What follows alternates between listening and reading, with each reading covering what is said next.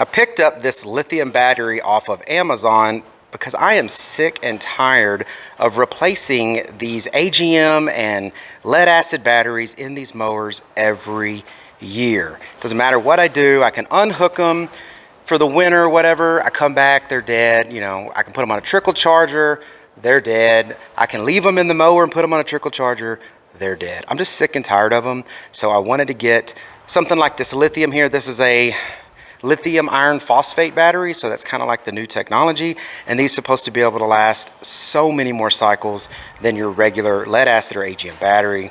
I'm putting it in my Cub Cadet riding mower here. It's a 0 turn, and I mean, but these usually fit in anything like this that needs a small, you know, battery that's 200 plus cranking amps. So let's pull this thing out, check it out, and see how well it starts this mower.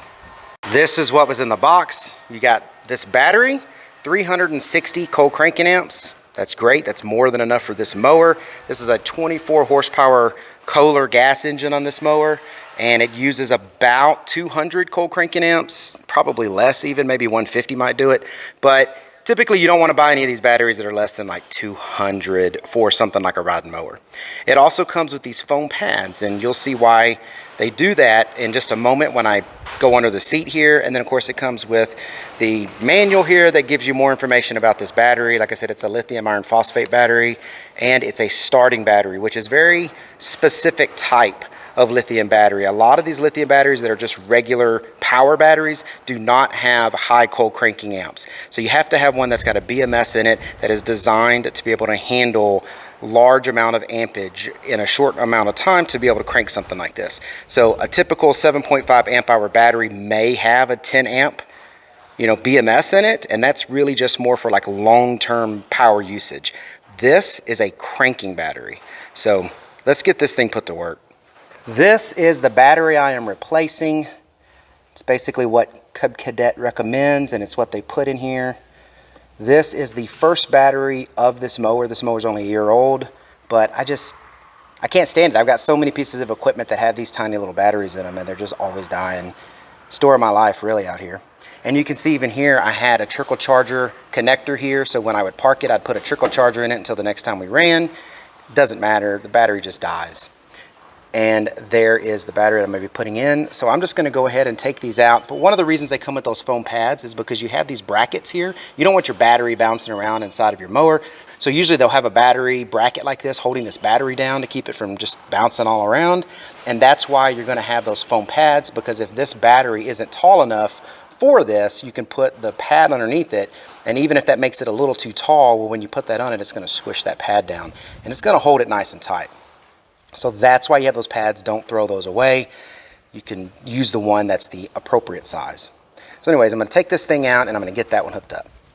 All right, so I've got the old battery out now, and where it was, I take this opportunity to get the air compressor and just really clean it out better.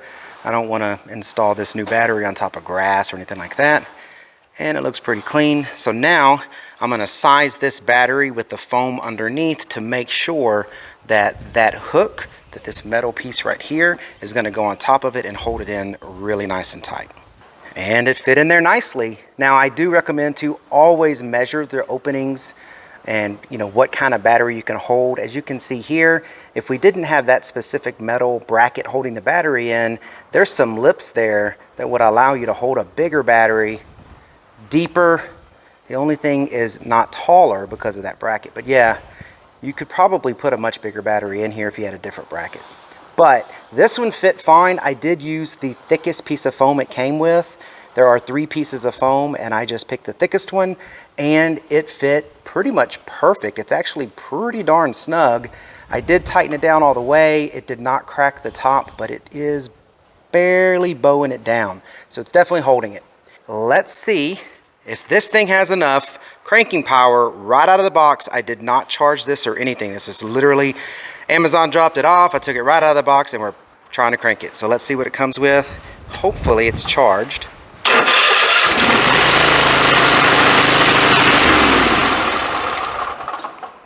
No problem at all. That didn't even stutter. More than enough cranking power to get this battery going. And this battery has a small generator in it, small alternator, whatever you want to call it, so it will keep the battery charged and topped off. I'm very happy with it so far. If I have any problems with it in the future, I will update the comment section of the channel. But again, if you like any of my videos, if you would please subscribe. That's the best way to say thank you and you like the videos. I hope my videos are helpful. Thank you very much for watching. Y'all take care.